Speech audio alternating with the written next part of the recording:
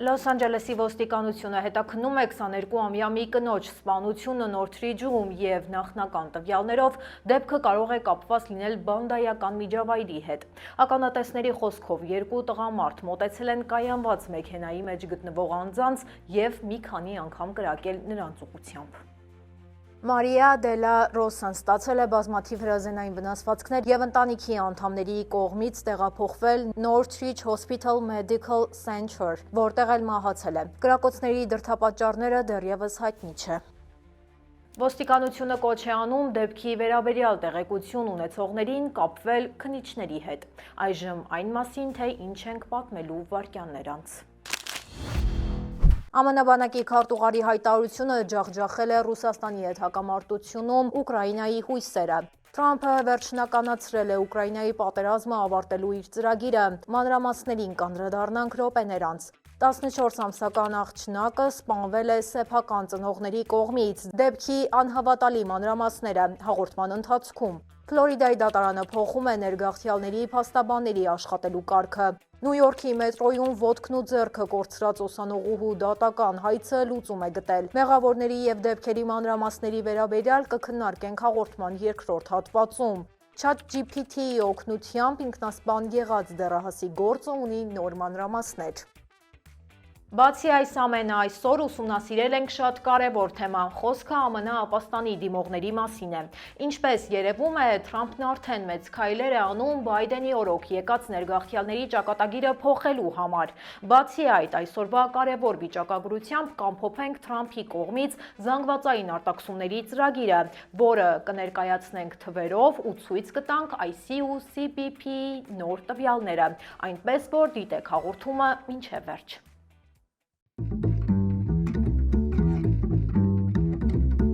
Բարև ձեզ, դուք միացել եք Glendale News-ին, ես Լենա Կարապետյանն եմ, ինչպես միշտ ձեզ կպատմեմ Միացյալ Նահանգներում տեղի ունեցող ամենաքննարկվող իրադարձությունների մասին։ Շարունակեք օգնել մեզ լայքերով ու կոմենտներով, իսկ այժմ անցնենք օրվա թեմաներին։ Անցած շաբաթ Կիևում ԱՄՆ բանակի քարտուղար Դեն Դրիսկոլը ուկրաինացի ղեկավարներին հայտնել է, որ ուկրաինական զորքերը ճակատում ծանր վիճակում են և կարող են շուտով պարտվել ռուսական ուժերին։ Նրա խոսքով Ռուսաստանը ուժեղացրել է օդային հարձակումները և ունի երկարատև պատերազմ վարելու բավարար ռեսուրսներ։ Ուստի Ուկրաինան պետք է քննարկի բանակցությունների հնարավորությունը հիմա, այլ ոչ թե ավելի թույլ դիրքերից ապագայում։ Պաշտոնյաներին նաև տեղեկացվել է, որ ԱՄՆ պաշտպանական արդյունաբերությունը այլևս չի կարող ապահովել Ուկրաինային անհրաժեշտ արագ և լայնածավալ մատակարարումները։ Դրիսկոլի այս գնահատականը հնչել է խաղաղության ծրագրի ներկայացումից հետո, որը Կիևում դիտարկվում է որպես Մոսկվային չափազանց մեծ զիջում։ Միևնույն ժամանակ Վաշինգտոնում շարունակվում են հակասությունները։ Հանրապետական օրենսդիրները և եվրոպացի ղեկավարները տարբեր ճնշումներ են գործադրում Թրամփի վրա, ինչի պատճառով վարչակազմը Ուկրաինայի հարցում չի կարողանում ձևավորել միասնական քաղաքականություն։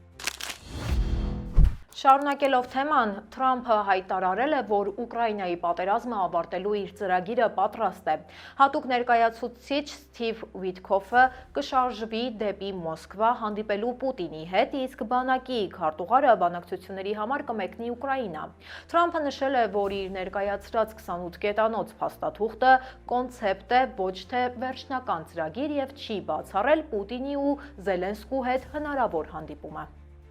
Զելենսկու խոսքով Ռուսաստանը մեկ գիշերվա ընթացքում արձակել է 22 հրթիռ և ավելի քան 460 դրոն, ինչի հետևանքով Կիևի մի մասում ջրի, էլեկտրականության և ջեռուցման համակարգերը շարքից դուրս են եկել։ Ուկրաինան պատասխան հարված է հասցրել ռուսական ռազմական և նավթային օբյեկտներին։ AP-ի տվյալներով իրականացված գործողությունները 2022-ի փետրվարից ի վեր եղել են Ուկրաինայի ամենախոշոր դրոնային հարձակումներից մեկը։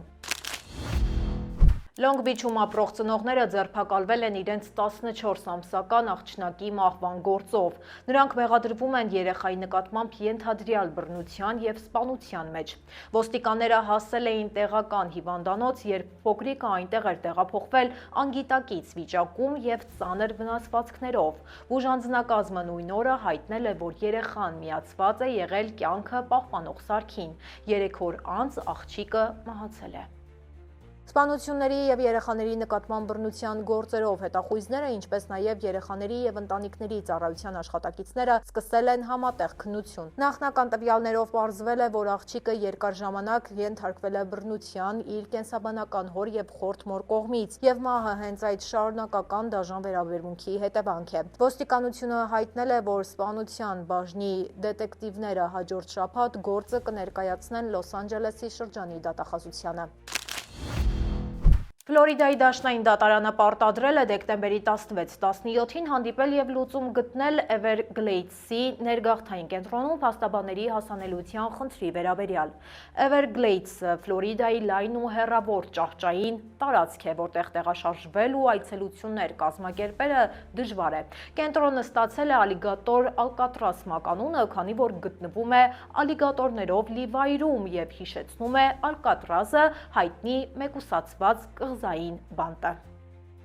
Իրավապաշտպանների խոսքով այստեղ պահվող ներգաղթյալներին տեսակցելը շատ բարդ է։ Փաստաբանները պետք է 3 օր առաջ հերթագրվեն, իսկ ներգաղթյալներին հաճախ տեղափոխում են հենց հանդիպումից առաջ, խափանելով փաստաբանական աշխատանքը։ Վեճը կապված է 3 դաշնային գործերի հետ, որոնցից մեկը ժամանակավորապես թույլ է տալիս կենտրոնի աշխատանքը շարունակել, իսկ մյուսը պնդում է, որ ներգաղթային կառավարումը դաշնային իրավասություն է, ոչ թե նահանգային։ Սեպտեմբերի 11-ի ահաբեկչությունների հետ կապված նոր փաստաթղթերի պատճառով Նյու Յորքում սկանդալ է առաջացել։ Քաղաքապետարանի աշխատակիցները տարիներ շարունակ կորած համարվող տվյալներով 68 արկղ են գտել, որոնք մանրամասն նկարագրում են երկվորյակ աշտարակների փլուզման գոտում ցավալի դեպքից հետո օդի աղտոտվածության մակարդակի մասին։ Հրշեջների արհմիությունն ու տուժածների ներկայացնող իրավաբանները մեղադրում են քաղաքային իշխանություններին այս կարևոր փաստերը թաքցնելու համար, ինչը նրանց խոսքով հանգեցրել է նրան, որ հազարավոր փրկարարներ ու բնակիչներ տարիներ շարունակ ճիշտ բուժում չեն ստացել, ինչպես նաև երկար ժամանակ տեղեկացված չեն եղել օդի աղտոտվածության պատճառով եղած առողջական խնդիրների մասին։ Սեպտեմբերի 11-ի հետևանքներից տուժածների թիվը հիմա գերազանցում է 92,000-ը և նրանց մեծ մասը պայքարում է քաղցկեղի դեմ։ Փոխհատուցման հիմնադրամը նաև կանգնած է մոտ 3 միլիարդ դոլարի ֆինանսավորման պակասի առաջ ու աջակցության կրճատումը կարող է սկսվել 2027-ից։ Քաղաքապետարանը հայտարարել է, որ նոր գտնված փաստաթղթերը ամբողջությամբ կհանձնվեն տուժած կողմի ներկայացուցիչներին։ ԱՄՆ-ում նոր լարվածություն է առաջացել ներգաղթի ոլորտում։ Դոնալդ Թրամփի վարչակազմը հուշագիր է ուղարկել պետական գերատեսչություններ, պահանջելով վերանայել բոլոր այն փախստականների գործերը, որոնք ընդունվել են Բայդենի նախագահության տարիներին, այսինքն 2021-ի հունվարի 20-ից մինչև 2025-ի փետրվարի 20-ը։ Այս որոշումը կարող է փոխել հազարավոր մարդկանց ապաստանային կարգավիճակն ու ապագան, հատկապես նրանց համար, ովքեր ԱՄՆ են եկել պատերազմից ու հալածանքներից խուսափելու համար։ AP News-ի հրապարակած ներքին փաստաթղթում նշվում է, որ ուսումնասիրում են շուրջ 420,000 գործ, որոնց մեջ են նաև հակամարտությունից տուժածները և ընտանեկան վերամիավորման ծրագրերով ներգրավվածները։ Մասնագետների գնահատմամբ այսպիսի մասշտաբային վերաքննություն ԱՄՆ պատմությունում չի եղել և կարող է լուրջ անհանգստություն ստեղծել ներգաղթի համակարգում։ Վերլուծաբանները նշում են, որ այս քայլը Թրամփի քաղաքական գծի շարունակությունն է։ Նա խստացնում է ապաստանի ընդունման համակարգը ԱՄՆ-ի ներգրավվածության գլոբալ փախստականների ծրագրերում նվազեցնելու և անվտանգության վերահսկողությունը ուժեղացնելու համար։ Իրավական գործընթացները կարող են ձգվել տարիներով, ծանրաբեռնելով դատարանները։ Բարեգործական կազմակերպությունները զգուշացնում են, որ այս վերանայումը կստեղծի լարվածություն և անորոշություն այն մարդկանց համար, ովքեր արդեն ինտեգրվել են համայնքներում, աշխատում են, սովորում կամ բուժօգնություն են ստանում։ Միևնույն ժամանակ դեռ հստակ չէ, թե գործընթացը որքան կտևի և թե ինչ հետևանքներ կունենա հայտնաբերված անհամապատասխանությունները։ Եթե այս վերանայումը հանգեցնի կարգավիճակի կասեցման կամ նոր ստուգումների, այն կարող է ազդեցություն ունենալ նաև Բայդենի օրոք ԱՄՆ տեղափոխված հազարավոր հայերի վրա։ Իրավաբանները զգուշացնում են վերահսկողության նոր ալիքի վտանգի մասին, որը կարող է խորացնել վախն ու անվստահությունը։ Այս պահին հստակ է միայն մեկ բան՝ վերանայումը մեկնարկել է, բայց դրա արդյունքները կամ հետևանքները ոչ ոք ամբողջությամբ չի կարող կանխատեսել։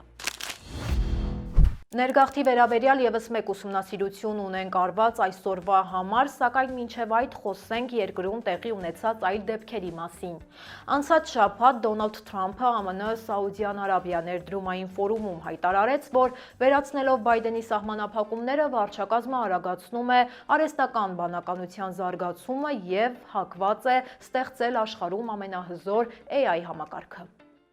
Միևնույն ժամանակ Թրամփի շատ մեգա աջակիցներ անհանգստանում են AI-ի արագ աճից։ Մասկը Տեսլայի հանդիպման ժամանակ ասել է, ապագայում արհեստական բանականությունը այնքան զարգացած կլինի, որ որոշումներ կայացնելու եւ գործընթացներ ղեկավարելու մեջ ավելի ուժեղ ու արագ կլինի, քան մարդը։ Հետևաբար պետք է վստահ լինենք, որ այն հիմա կառուցվում է անվտանգ ձևով, որպեսզի այն չվնասի մարդկանց եւ աշխատի մեր օգտին, ոչ թե մեր դեմ։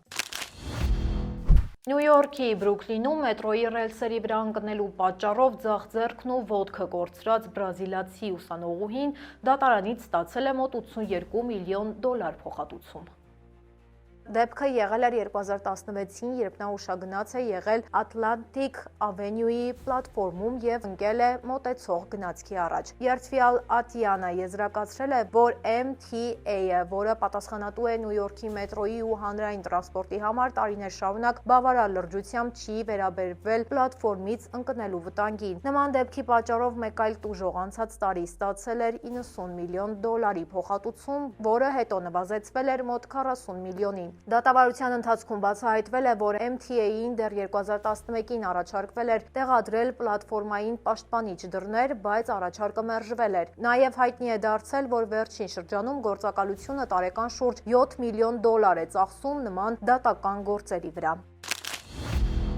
Լոս Անջելեսի շրջանի դատախազությունը հայտնում է, որ 38-ամյա ոստիկան Խոսե Անտոնիո Գարսիան կարող է մինչև 4 տարվա ազատազրկում ստանալ, մեղադրվելով ճանապարհային ստուգումների ընթացքում վարորդներից գումար գողանալու մեջ։ Ըստ քննիչների 2024-ի սեպտեմբերից մինչև 2025-ի փետրվար 3 միջադեպերի ընթացքում ոստիկանը հափշտակել է ընդհանուր մոտ $1000։ Թվարկված դեպքերում, ըստ մեղադրանքի, վարորդների դրամապանակից եւ մեքենաներից ոստիկանը վերցրել է $600, $100 եւ $300, մի դեպքում անգամ ձերբակալելով վարորդին, մյուսներում բոլորին բաց թողնելով միայն բանավոր զգուշացմամբ։ Ոստիկանների կողմից արվող գողությունը հասարակության վստահության բացահայտ դավաճանություն է, հայտարարել է շրջանի դատախազը։ Ոստիկանապետը հավելել է, որ ցանկացած նման վարքագիծ անընդունելի է եւ ենթակա է լիարժեք հաշվետվողականության։ Սիրելի հետևորդներ, մինչև թողարկման մյուս կարևոր նորությունների մասին խոսելը, եկեք տեսնենք, թե ինչ է հրապարակված մեր Facebook-յան էջում։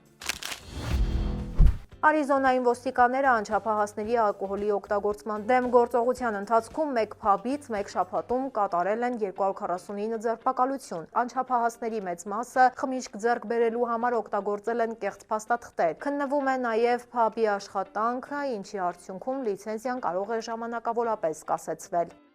Երեքշաբթի օրը նախագահ Թրամփը իր կատարած բազմաթիվ ներումների ցուցակին ավելացրեց 2 հնդկահավի։ Նա նախագահական անձեռնմխելիությամբ ավանդական ներում շնորհեց Thanksgiving-ի հնդկահավերին, փրկելով նրանց տոնական սեղանին հայտնվելուց։ Սպիտակ տանը անցկացված արարողությունը ավելի շատ նման էր նախընտրական ելույթի, քան տոնական ավանդույթի։ Նա նաև ծիծաղալով նշել է, որ ներում է տալիս անցած տարվա հնդկահավին, քանի որ արդարադատության նախարարության խորը քննություն ըստ նրա պարզել է, որ Ջո Բայդենի ավտոստորագրությամբ շնորհված ներումները օրինական չեն կարող համարվել։ Դատարան ներկայացված նոր հայցը մեղադրում է Meta, YouTube, TikTok եւ Snapchat ընկերություններին գիտակցված կերպով դեռահասների մոտ կախվածություն առաջացնող պլատֆորմներ ստեղծելու եւ երիտասարդներին հատուկ թիրախավորելու համար։ Մեղադրող կողմը ներկայացրել է ընկերությունների ներքին հաղորդագրություններից մեջբերումներ, որտեղ օրինակ Meta-ի աշխատակիցներն Instagram-ը թմրամիջոց են անվանել, իսկ TikTok-ը գրել է, որ անչափահասները չեն կարող վերահսկել իրենց էկրանային ժամանակը։ Google-ը հերքում է մեղադրանք։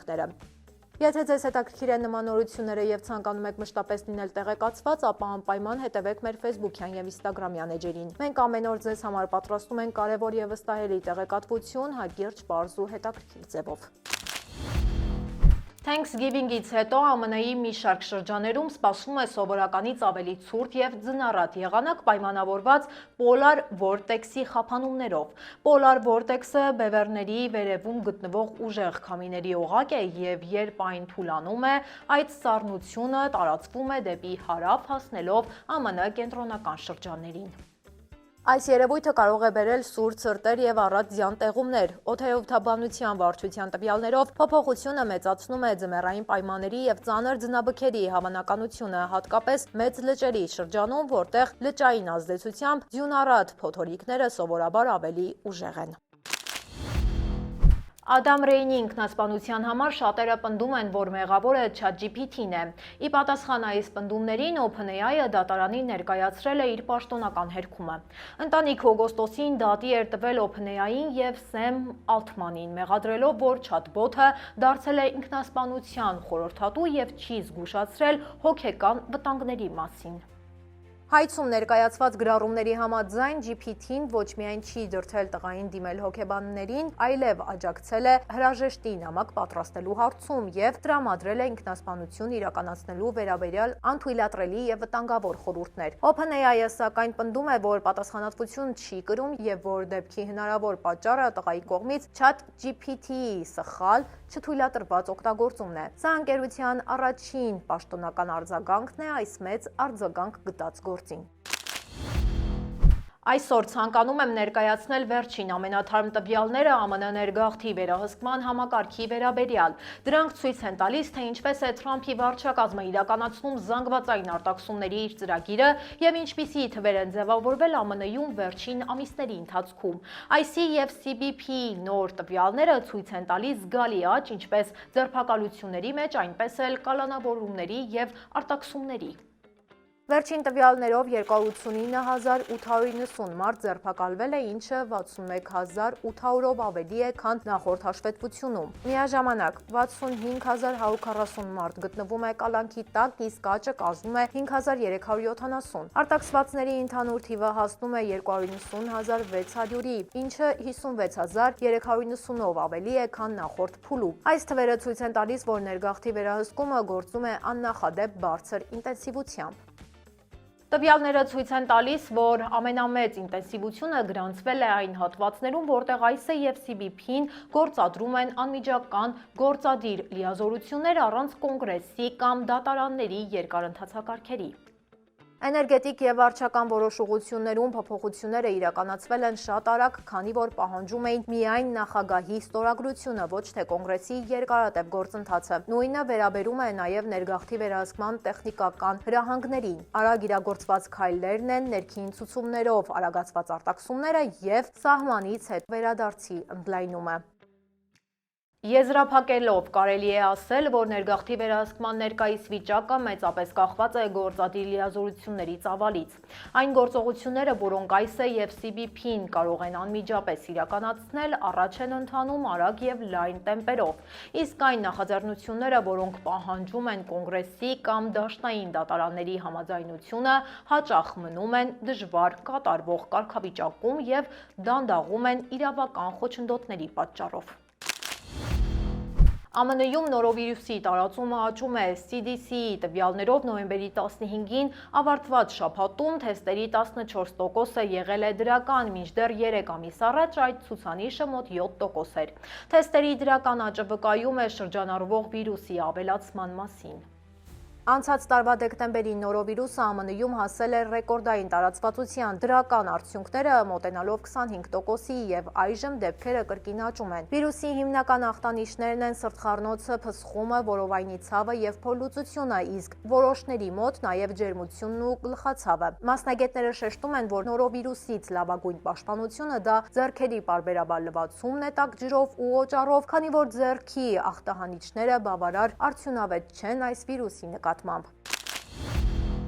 Կալիֆոռնիայի Preposition 50-ը նախկինում դիտվում էր որպես քննություն հասկանալու համար ընտրողների վերաբերմունքը Թրամփի հանդեպ, բայց այժմ ուշադրությունը տեղափոխվել է նահանգապետի առաջիկա ընտրություններ։ Փորձը ցույց է տալիս, որ դեմոկրատները շահում էին, երբ քննադատում էին Թրամփին, իսկ հանրապետականները, երբ խուսափում էին պաշտպանել։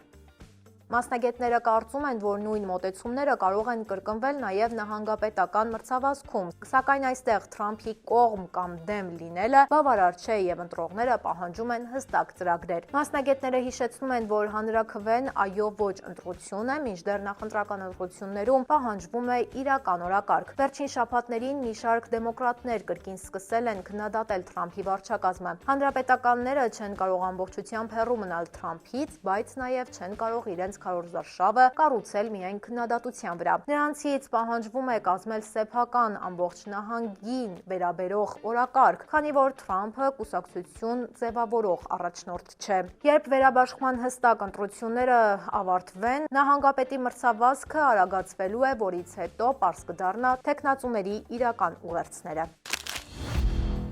Այսօրվա համար նախապատրաստել ենք այսքանը։ Հուսամ հավանեցիք այսօրվա հաղորդումը։ Մենք բարձր ենք գնահատում ձեր ակտիվությունը, սիրով կարդում ենք բոլորիդ նամակներն ու մեկնաբանությունները։ Մեզ աջակցելու համար պարզապես լայք եք մեր տեսանյութը։ Կհանդիպենք վաղը 5:30-ին։ Հաջողություն։